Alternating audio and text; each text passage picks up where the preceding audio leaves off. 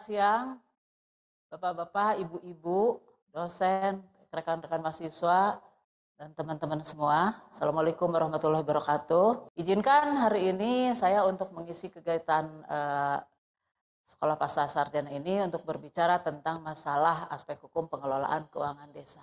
Mohon maaf, saya perkenalkan, nama saya tuh Dewi Kania Sugiharti ya. Itu dari Fakultas Hukum Unpad, tetapnya di situ. Itu gambar saya juga itu sedang di desa, tapi desanya di desa, salah satu desa di Garut. Sedang ulin istilahnya gitu ya, ulin sambil mencari data juga gitu ya. Kemudian kita lihat ini ada yang pernah kami kunjungi, ini Nagari di Pariangan, di Kabupaten Tanah Datar, itu adanya Sumatera Barat. Ini pemandangannya indah sekali gitu ya.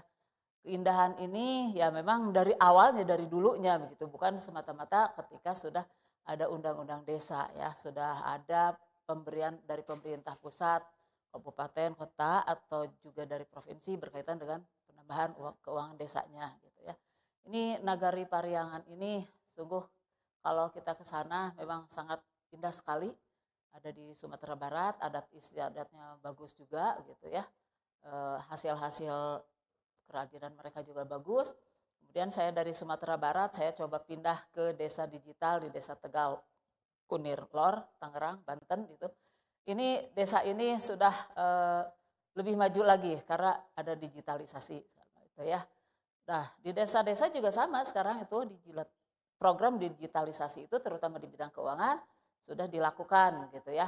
Cuma tetap saja masih ada masalah-masalah yang berkaitan dengan itu, yang penyalahgunaan katakanlah gitu ya, yang memang cukup mengganggu gitu ya.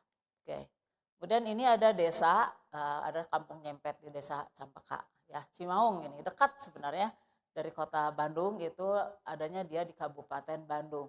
Mendengar kata Cimaung itu mungkin masih ingat ya, makamnya Eril kalau nggak salah ini ya. Kan ya. Di situ ada di daerah sana. Desa ini indah. Kemudian saya lihat juga ada Kampung Naga. Kampung Naga itu kami awalnya menduga ini satu desa sendiri. Ternyata Kampung Naga itu boleh dikatakan ada satu kampung, itu RW lah gitu ya, yang letaknya ada di Desa Neglasari, Kecamatan Salawu, Kabupaten Tasikmalaya. Bisa di googling itu. Dan ini Kampung Naga ini sungguh sangat luar biasa karena ternyata ketika saya berbicara dengan sekdesnya waktu itu, untuk membicarakan masalah pengelolaan keuangan, di sana saya lihat ada bangunan yang saya tanya, lah kok itu bangunannya mangkrak ya? Oh bukan mangkrak Bu, itu karena katanya apa namanya itu tuh pupuha adatnya menyatakan bahwa untuk bulan-bulan tertentu itu tidak boleh membangun. Jadi kami hentikan dulu gitu. Nah, itu di situ luar biasa ya gitu. Jadi pupuha adat di Kampung Naga itu sangat besar sekali pengaruhnya gitu ya. Kemudian ini kalau lebih loncat lagi ke arah nyebrang, ke desa adat Panglipuran Bali. Ini konon kabarnya merupakan desa terindah ya di dunia. Kalau melihat kita lihat kita googling ini, ternyata desa adat Panglipuran Bali. Tapi memang dalam kenyataannya memang indah ya di desa ini. Karena kalau saya lihat di daerah Bali, mana sih yang tidak indah ya, semuanya indah kelihatannya. Oke, kemudian ini saya nyebrang waktu itu ke Rembitan, Pujut di Lombok Tengah, ada desa Sade itu. Nah di desa Sade ini juga itu unik ya, uniknya apa? Di sana bangunan-bangunan rumahnya itu masih dilumuri oleh kotoran kerbau ya gitu. Konon kabarnya itu ada khasiat-khasiat tertentu yang waktu itu saya tidak cukup paham juga. Kenapa sih gitu kan pakai kotoran gitu. Tapi ternyata katanya itu mencegah penyakit dan lain-lain gitu ya. Nah oke, itu sekilas tentang masalah desa-desanya. Nah untuk masalah pengelolaan keuangan desanya sendiri dari sisi hukum, ini perlu diperhatikan apa yang diatur di dalam Undang-Undang Dasar 45. Ya, bahwa sebenarnya sebelum Indonesia merdeka pun namanya desa itu sudah ada sebenarnya. Nah, tapi kemudian di Undang-Undang Dasar 45 ditegaskan bahwa keberadaan desa dan desa adat atau dengan nama lainnya itu diakui ya, diakui dan dihormati begitu. Penghormatan dan pengakuan terhadap desa-desa yang sudah ada dan kemudian juga ada yang dikembangkan gitu. Nah, di samping desa ada juga yang disebut desa adat. Nah, tadi yang Panglipuran itu desa adat ya, yang saya berikan gambarannya itu. Kemudian untuk pengelolaan keuangan desa itu kita harus perhatikan juga di Undang-Undang Nomor 6 Tahun 2014 tentang desanya sendiri. Kemudian ada sekarang ini ya lebih teknis lagi berkaitan dengan masalah pengelolaan keuangan desa itu diatur di dalam keputusan atau peraturan Menteri Keuangan ya itu. Nah untuk desa sendiri ini menurut saya sih agak unik ya. Uniknya di mana? Karena desa itu kalau dilihat dari kementeriannya ada Kementerian Desa ya, ada Kementerian Dalam Negeri. Ada juga urusan uangnya adalah urusan urusan Menteri Keuangan. Karena nanti dari Kementerian Keuangan atas perintah undang-undang itu akan ada dana desa. Belum lagi nanti provinsi, kota atau kabupaten di mana desa itu berada gitu. Itu juga ada karena nanti uangnya desa itu banyak juga disuplai dari itu ya provinsi, kota, kabupaten gitu. Nah, saya sengaja untuk lebih fokuskan ke pengelolaannya karena pengelolaan itu juga cukup cukup luas ya karena itu dimulai dari perencanaan, pelaksanaan, kemudian pertanggungjawaban gitu. Jadi luas sekali gitu. Nah, saya tadi katakan di awal bahwa ini ada keprihatinan juga terkait pengelolaan keuangan desa ini ya. Yang namanya peraturan, khususnya undang-undang, kadang-kadang jangankan oleh orang yang belum belajar hukum atau peraturan, oleh orang-orang hukumnya sendiri kadang-kadang itu sulit difahami. Sehingga banyak dalam kenyataannya menjadi sesuatu yang kontraproduktif gitu ya. Jadi artinya aturannya seperti apa, kemudian dalam pelaksanaannya seperti apa. Itu mungkin dimungkinkan ya karena orang kurang paham dengan isi aturan tersebut. Karena mungkin aturannya tidak terlalu terang benderang, tidak terlalu jelas mengaturnya apa, atau masih ada bolong-bolongnya sehingga itu bisa dimanfaatkan gitu ya oleh yang kurang paham tadi. Atau mungkin juga ya ada yang sangat paham tapi tetap juga memanfaatkan celah itu karena kepintarannya gitu ya mencari celah-celah atau loophole di dalam suatu peraturan begitu. Jadi karena dianggapnya tidak akan menabrak aturan gitu ya. Padahal sebenarnya di balik aturan itu ada tujuannya kan gitu ya. Nah, kenapa ya Pak Yudi, Pak Didin, ini gambar saya tuh desa diidentikan dengan mbak-mbak yang lagi di sawah gitu ya, yang lagi ada kerbaunya gitu ya. Padahal desa sekarang itu tidak demikian, banyak hal-hal yang bahkan tanahnya pun tidak lagi ditanami gitu ya, bukan sawah lagi gitu. Terutama desa-desa yang sudah dekat ke perkotaan gitu ya. Apalagi dengan adanya misalnya sekarang ini agak melenceng sedikit berkaitan dengan masalah alih fungsi lahan itu. Banyak sekali yang sudah berubah dari lahan-lahan sawah yang asalnya subur menjadi tempat pabrik gitu ya atau industri gitu seperti itu. Tapi ya karena dalam bayangan saya ya desa itu ya seperti itu gitu ya, tenang, adem, ya ada mbok taninya, bapak taninya segala macam gitu ya. Oke. Nah, kemudian ini dalam penyelenggaraan pemerintahan desa itu sebenarnya harus dilandasi prinsip-prinsip ya. Yang prinsip ini intinya adalah desa itu berkembang, harus dikembangkan, tapi tetap dengan mengingat Negara Kesatuan Republik Indonesia. Jadi tidak akan dibiarkan misalnya yang satu maju, yang satu sangat terpuruk gitu. Jadi ini harus ada keseimbangan. Kalau desanya maju, rakyatnya sejahtera, insya Allah negara menjadi kuat, begitu kan mestinya gitu ya. Tapi ya kenyataannya tidak demikian. Karena mungkin gini, ketika prinsip ini dilaksanakan juga tentu ada sesuatu gitu ya. Seperti gini, kalau dalam hidup ini ya, akuntabilitas oke, ya untuk menjadi seorang pejabat misalnya, maaf termasuk pejabat desa, kades itu. Akuntabilitas oke, kemudian dia loyalitas oke. Terus juga integritas oke, tapi kadang-kadang isi tas juga mempengaruhi begitu ya. Itu isi tasnya ini. Nah isi tas desa itu yaitu duitnya itu gitu, keuangan desa itu. Nah namanya uang kan kadang-kadang menarik, ya, antara menarik dan tidak gitu ya. Tergantung orangnya juga. Oke. Nah kalau di rumusannya desa itu, tadi saya katakan ada desa. Kalau di Bali itu disebutnya ada desa dinas, artinya seolah-olah desa yang dibentuk oleh pemerintah, dan desa adat yang tumbuh berkembang karena dengan masyarakat adat sendiri. ketika saya di sana, penelitian di sana, ternyata para kepala adat itu mengatakan, katanya mereka rata-rata mengelola keuangan desa adatnya itu besar, jauh lebih besar daripada yang dikelola oleh desa dinas. Besarnya dana ini menyebabkan masyarakat di sana juga mau sekolah ya dibiayai, katanya gitu ya. Bahkan desa dinas juga disuplai dari desa adat itu juga, karena mereka di sana itu juga mengelola daerah-daerah wisatanya gitu ya, tempat-tempat wisatanya oleh desa adat. Dan memang untuk masalah ketaatan pada sisi hukum, mereka katanya begini, mengatakan bahwa kami itu lebih takut dengan hukuman adat. Jadi kalau kami ada yang korupsi untuk berkaitan dengan apa namanya itu keuangan desa adat, kami akan malu seumur-umur karena sekeluarga akan dikucilkan atau kalau tidak sama sekali diusir dari desa itu. Jadi kami akan malu sekali. Kalau misalnya kepala desa yang biasa katanya terjerat korupsi dihukum beberapa tahun. Nah setelah dihukum kan ada waktunya gitu. Kalau di adat katanya tidak ada waktunya. Jadi seumur hidup akan dikucilkan terus gitu ya. Katanya seperti itu yang mereka katakan itu. Nah, kenapa ya sebenarnya pemerintah itu menghormati juga berdasarkan Undang-Undang Dasar 45 menghormati juga keberadaan desa ini. Karena seperti tadi dikatakan bahwa desa ini dari zaman kolonial Belanda bahkan sebelumnya zaman-zaman kerajaan juga itu sebenarnya sudah ada desa ya seperti itu. Oke. Nah, pemerintahan desa.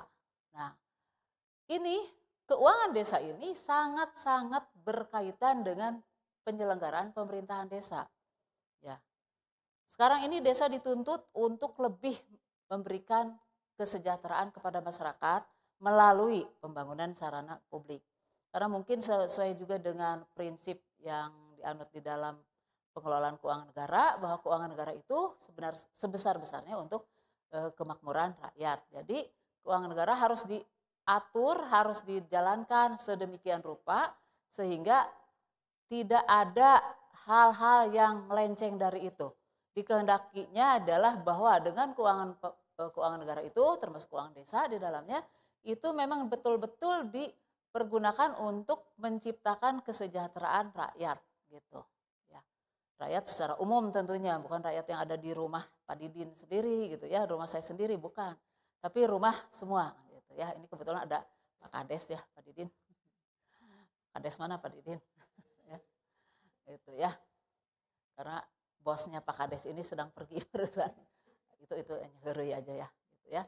Nah, penyelenggaraan pemerintahan desa ini memerlukan bantuan keuangan karena kewenangan apapun yang dimiliki, tujuan apapun yang ingin dicapai, kalau tidak ada dananya susah ya.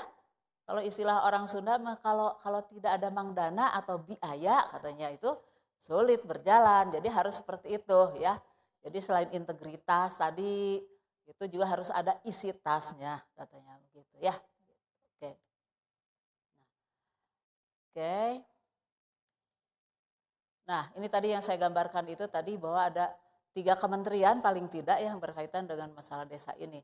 Jadi kalau saya perhatikan gini, kalau kita punya 3 bos, ya, bos satu mau apa, bos satu mau apa, bos satunya lagi mau apa tidak pusing gitu ya. Gitu. Tapi memang ini karena memang begitulah kondisinya bahwa Kementerian Desa itu juga memperhatikan masalah penyelenggaraan pemerintah di desa karena pembangunan di desa itu seperti apa harus sesuai dengan rencana jangka panjang, rencana strategis dan rencana tahunan dari Kementerian Desa. Kemudian Kementerian Dalam Negeri juga ada di sana terlibat ya karena di situ juga desa itu walaupun itu tidak hubungannya vertikal dengan kota kabupaten karena dia mandiri juga bahkan zaman baheula itu dan kemudian sekarang diakui desa itu adalah otonom ya begitu. Kalau otonom ya segala macamnya diurus sendiri gitu. Tapi sekarang kan diberikan dananya. Dana desa misalnya, dana desa itu dengan tentu tuntunan dari pemerintah pusat harus dijadikan apa misalnya untuk infrastruktur misalnya. Nah, infrastrukturnya apa? Nah, itu biasanya juga ada panduan-panduan ya, yang ini harus dibikin, harus itu ya. Oke. Maksud pemerintah pusat tentu baik untuk masalah itu ya. Baik sekali gitu ya untuk membantu supaya lebih sejahtera rakyat desanya. Tapi kadang-kadang ada masalah. Masalahnya apa? kemampuan aparat desanya untuk memahami aturan, untuk memahami perintah dari atas itu juga susah, gitu kan? Nah, karena tidak semua kepala desa itu memiliki pendidikan yang memadai gitu ya untuk bisa memahami suatu aturan. Sekali lagi saya katakan tadi, saya aja orang hukum kadang-kadang membaca aturan terus terang ibu bapak liar ya. Karena apa? Oh ini kok begini ya? Baca aturan yang lain lagi yang setara dengan itu yang apa namanya? Objek yang diaturnya itu juga misalnya harus berkaitan dengan itu bisa ada perbedaan gitu ya. Jadi ada mungkin ketidakharmonisan aturan. Kalau sesuatu yang tidak harmonis biasanya ya bermasalah lah ke depannya gitu ya. Nah, seperti ini kalau ini sepertinya nggak perlu lah. Kalau untuk mahasiswa mungkin perlu, mahasiswa hukum saya bisa minta ke panitia ya tentang masalah ini. Kemudian, nah ini juga kurang inilah. Nah, di samping tadi ada keuangan desa, desa juga memiliki aset. Nah, ini juga sama ya. Aset desa, keuangan desa, ini sering terjadi permasalahan dalam pengelolaannya gitu ya. Ada beberapa tempat desa itu memiliki aset yang lumayan gitu ya sebenarnya. Cuma kemudian masyarakatnya mengatakan kok katanya tanah ini itu kan milik desa, tapi kok hanya dipergunakan untuk kepentingan Ibu Kades, gitu, Bapak Kades seperti itu. Ya, itu. Karena mengenai aset, mengenai uang kayaknya merupakan sesuatu hal yang ya fasilitas lah ya yang seolah-olah enak untuk dinikmati. Tapi sebenarnya enaknya untuk saat itu ketika dia menjabat. Ketika dia sudah tidak menjabat itu kan sering jadi masalah. Seperti contoh ada sebuah kasus begini ya. Ada sekarang ini kepala desanya misalnya Pak Didin. Nah, besok-besok ada pilkades ya. Ternyata yang menang itu Pak Yudi. Pak Yudi juga ada di sini sebagai kades mana Pak? Ya, itu. Ternyata kebijakan yang telah dilakukan oleh Pak Didin beda dengan yang dilakukan oleh Pak Yudi. Nah, terjadilah masalah sehingga ada golongan masyarakat tertentu yang akhirnya mempidanakan Pak Yudi, kan seperti itu. Nah, ya karena ada sesuatu perubahan gitu. Padahal sebenarnya perubahan itu termasuk di APBDes-nya itu boleh terjadi, tapi harus dibicarakan lagi dengan Badan Permusyawaratan Desanya gitu ya. Gitu. Tapi kadang-kadang ada juga yang kepala desanya tuh ya udah lempeng aja maunya dia gitu ya. Ada yang seperti macam-macam lah itu. Nah, kemudian APBDes tadi saya singgung, APBDes itu intinya adalah dari mana si desa akan dapat uang. Nah, kemudian untuk dibelanjakan apa? Nah, ini semuanya harus ditetapkan di dalam peraturan desanya ya, itu yang menyangkut masalah anggaran pendapatan dan belanja desa. Ya, gitu. Ya, ini sangat-sangat penting sekali. Dan ini harus dilakukan secara transparan. Sekarang transparansinya untuk masalah anggaran desa ini biasanya dilakukan dengan menyimpannya di pintu gerbang kantor desa itu, dana-dana apa dari mana segala macam gitu. Nah itu di semua desa ada, kita bisa baca, bahkan kita yang bukan orang sana juga bisa lewat dan kemudian melihat. Cuma masalahnya kadang-kadang transparansi itu apa benar hanya sekedar dipertontonkan begitu, bisa dibaca orang gitu ya, ataukah justru dibalik itu juga harus transparan gitu ya, harus akuntabel, harus dilakukan oleh kepala desa dan aparaturnya, perangkat desanya secara integritas dan berkomitmen gitu. Jangan hanya untuk berpikir mengisi isi tasnya sendiri begitu. Ya. Oke. Nah, ini banyak sih nah, belanja desa ini saya prioritaskan untuk atau sorotannya ke belanja desa. Belanja desa itu sebenarnya khusus yang dari dana desa itu untuk memenuhi kebutuhan pembangunan yang disepakati dalam musyawarah desa ya itu. Apa sih pembangunannya? Nah, kadang-kadang ini yang jadi masalah ya. Di desa maunya apa, tapi kemudian ketika desa mendapatkan dana desa itu malah berbeda. Misalnya desa menghendaki adanya jembatan, tapi misalnya malah dari sananya digiring untuk masalah yang lain. Nah itu kadang-kadang itu menjadi suatu pertentangan batin antara kepala desa dengan aparaturnya, dengan perangkatnya, dan yang seharusnya dilakukan berdasarkan tuntunan dari pemerintah pusat yang memberikan dana desa. Itu yang sering jadi masalah. Tapi ada sesuatu cerita ini yang cukup menarik gitu ya. Kenapa juga kadang-kadang ini kok kades ini kelihatan baik, tapi ternyata kok ditangkap katanya begitu ya, kok diadili begitu. Suatu saat ada di suatu desa, saya tidak mau sebut namanya lah ya. Kemudian ini dibangunlah suatu fasilitas untuk umum. Fasilitas ini tadinya GOR gitu ya, didanai dengan dana gotong royong atau sumbangan dari warga desa. Ya, tapi pada saat pelaporannya itu dimasukkan dalam pelaporan penggunaan dana desa. Nah, ini kan tidak transparan, sebenarnya nggak ada dipampang di pintu gerbangnya desa yang penggunaan ini. Pada akhirnya ini ketahuan oleh masyarakat mengadu. Kalau tidak salah itu ke kepolisian atau kejaksaan, saya lupa itu ya. Dan itu ternyata jadi diselesaikan, ternyata memang kadesnya memerintahkan kepada aparaturnya, udah masukkan saja ke dalam laporan penggunaan dana desa gitu. Tapi kan masyarakat tidak terima, akhirnya jadilah masalah gitu ya. Tuh, karena masyarakat mengatakan ini kan uang kami, kenapa itu harus dilaporkan ke sana gitu kan? Artinya uang ketika membangun fasilitas tadi berasal dari masyarakat desa, tapi dilaporkan dari sana. Artinya ada dari dana desa sekian ratus juta itu diambil kan, tapi tidak dipakai untuk membangun sarana ini gitu. Artinya ada lah sesuatu kan di situ, itu yang harus diurus. Itu ada yang seperti itu. Ketika dicoba diwawancara si aparat desanya, kami kan hanya dapat perintah Ibu katanya. Karena yang diurus oleh APH, aparat penegak hukum, hanya kepala desanya, yang ini kan tidak. Kami hanya mendapat perintah Ibu harus bikin ini, harus ini. Oke. Nah, saya katakan ini bisa tidak untuk dari Badan Permusyawaratan Desa, Badan Pengawas Desa itu memberitahukan kepada kepala desa kalau ini salah gitu. Tapi ternyata ya pakai katanya Bu, kagok Bu, inilah banyak alasannya gitu ya. Yang seharusnya kalau menurut saya sih harus bisa, tapi ternyata mungkin karena kekerabatan di desa juga masih tinggi ya. Kadang-kadang juga ada kepala desanya siapa, misalnya mamangnya gitu ya. Di pengawasan ada ponakannya, ada siapa, kan ponakan nggak berani dong ngawasin paman kata gitu ya. Gitu. Katanya masih ada yang seperti itu. Walaupun sekarang sudah mulai secara transparan untuk aparatur desa itu ya dicarinya. Oke.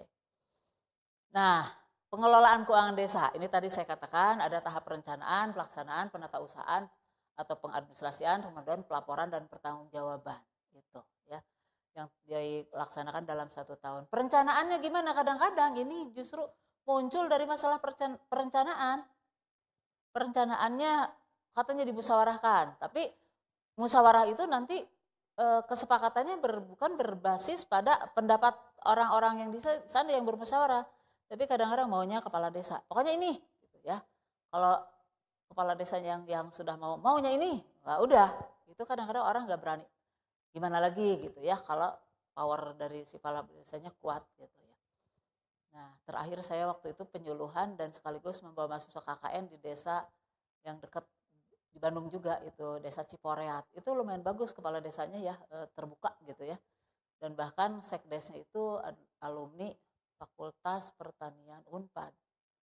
Dan sekarang dia tidak bekerja tapi jadi sekdes di sana dan dengan usaha sapinya yang luar biasa. Ternyata ya lumayan juga kata itu penghasilan dari desanya segala macam, pertanggungjawabannya bagus begitu ya.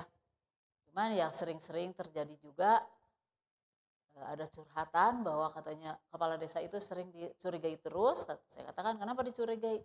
Bukan sering ada bantuan katanya dari pemerintah pusat ini. Tapi ternyata malah dituduh katanya yang dapat itu hanyalah keluarganya kepala desa katanya gitu. Ya, ininya ponakannya atau siapa-siapanya yang seharusnya mendapatkan malah tidak. Tapi ternyata ketika itu ditelusuri oleh mahasiswa katanya ternyata memang tidak terdaftar di daftar nama yang ada list yang dikirim oleh pemerintah pusat harus ini. Ternyata ada yang dikirim itu, yang masuk list itu, masuk daftar tersebut adalah orang yang cukup mampu, punya motor, punya mobil, tapi masih dapat juga bantuan katanya. Sementara yang sudah tua, terus tidak ada yang membantu ininya juga untuk kehidupan sehari-harinya malah nggak dapat katanya gitu. Karena tidak ada dalam list tadi. Itu yang sering jadi bingung katanya. Ini nih yang tadi asasnya ya, transparansi, akuntabel, partisipasi itu Anda bahwa masyarakat itu sebenarnya kalau desa kan harusnya lebih ini ya, ada lebih bisa gampang mengumpulkan masyarakat gitu. Tapi kalau kenyataannya tidak demikian juga, ada yang merasa saya mah tidak aku, tidak diundang gitu. Padahal setidak-tidaknya kepala desa itu mengundang RW dan RT gitu. Tapi merasa tidak dilibatkan masyarakatnya. Saya katakan harus coba gitu. Berapa sih penduduk desa hitung ya, hitung kemudian cukup nggak nih kapasitasnya si gedung desa ini untuk menampung mereka semua gitu. Tapi ternyata nggak cukup Bu. Ya udah, saya bilang harusnya dari RT RW-nya kemudian berbicara dengan masyarakat setempat begitu ya. Gitu. Oke. Nah, itu tadi kaitan dengan transparansi yang harus dilaksanakan oleh Kades dan perangkatnya berkaitan dengan pengelolaan itu adalah harus transparan. Di sini ada keterbukaan informasi publik karena si masyarakat ini harus tahu dari mana desa ini dapat duitnya, ya. Kemudian untuk apa? Itu pemelibatan masyarakat atau tidak, ada kepentingannya masyarakat atau tidak yang masuk di sana, gitu ya. Jangan jadi dari kepala desa sendiri aja mawa karep sorangan, istilah bahasa Sundanya seperti itu. Jangan mawa karep sorangan gitu. Nah, apalagi sekarang misalnya bahwa ketika kemarin ini terjadi COVID ya beberapa tahun belakangan, bahkan mungkin sekarang masih gitu ya, masih entah masih pandemi atau sudah endemi, saya belum cek lagi di ini ya, apa sih informasinya. Ada SDGs desa ya, di mana itu ada adaptasi kebiasaan baru dengan yang harus mendukung SDGs desa. Desanya harus mampu memakmurkan masyarakatnya, begitu seperti itu ya. Oke, dan informasi publik itu harus bisa diakses oleh siapapun sebenarnya. Nah, alhamdulillah sih udah beberapa tahun saya melakukan namanya riset tentang keuangan desa ini. Setiap desa yang didatangi mau berbagi informasi gitu. Ada beberapa yang saya melihat ya di desa-desa di Bali itu desa-desa dinasnya itu gedungnya tuh luar biasa bagus. Saya tanya kepada kepala desanya, Pak, ini gimana, anggaran dari mana? Ternyata kepala desanya itu ada yang arsitek ya, ada dana ini dari ini, katanya bantuan dari desa adat juga seperti itu. Nah kalau di Jawa Barat saya lihat masih belum. Beberapa desa yang dikunjungi ini kantor desanya ada yang masih memprihatinkan gitu ya. Terus ketika dilihat akses untuk misalnya untuk desa wisata, Jawa Barat sebenarnya kan bagus ya, itu desa wisatanya itu bagus. Cuma kadang-kadang fasilitas pendukungnya seperti jalan, yang kurang memadai gitu ya. Kenapa kurang memadai ya? Masih jelek lah, belum ada akses ke sana yang perbaikan misalnya. Karena ini tidak akan mungkin dilakukan oleh desa begitu ya, mungkin oleh kota atau kabupaten yang bersangkutan atau juga mungkin oleh provinsi untuk bisa meningkatkan seperti itu. Nah, sebenarnya penggunaan informasi keuangan desa itu untuk siapa? Gitu ya. Pertama-tama tentu untuk masyarakat desa. Ya, masyarakat desa harus mengetahuinya. Bukan hanya sekedar mengetahui, tapi memahami sekaligus sebagai kontrol sosialnya. Masyarakat harus mengontrol, harus memperhatikan, harus mengawasi bagaimana aparat desa, kepala desa itu memperlakukan keuangan desa yang ada, yang telah dimilikinya. Karena setiap tahun misalnya desa itu mendapatkan dana desa, mendapatkan alokasi dana desa, ya seperti itu.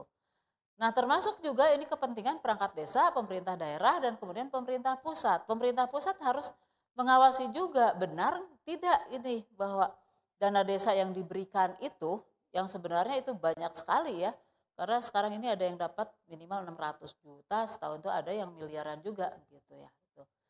Benar tidak untuk dipergunakan untuk penggunaan